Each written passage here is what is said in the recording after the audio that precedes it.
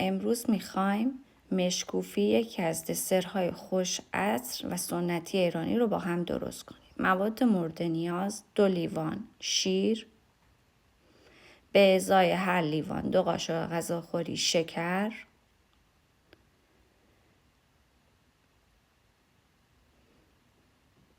به ازای هر لیوان 2 قاشق غذاخوری نشاسته گل یا ذرت،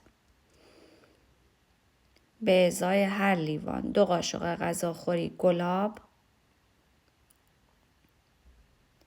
به ازای هر لیوان 2 قاشق غذاخوری زعفران و 20 گرم کره. در ابتدا شیر نشاسته و شکر رو کامل با هم مخلوط میکنیم که کامل مواد در هم حل بشن و اون رو میذاریم روی گاز.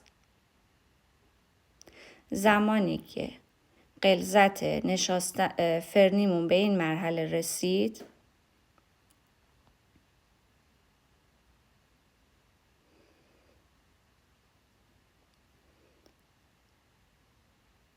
زعفران رو اضافه میکنیم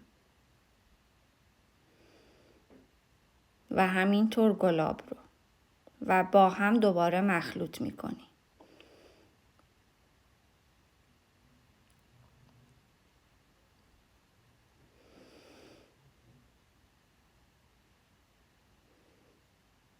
در ادامه کره رو اضافه میکنیم و اجازه میدیم که کره در مخلوط فرنیمون حل بشه. زمانی که به این مرحله رسید دسر ما آماده است. اون رو در ظرف مورد نظر قرار میدیم و میذاریمش در یخچال.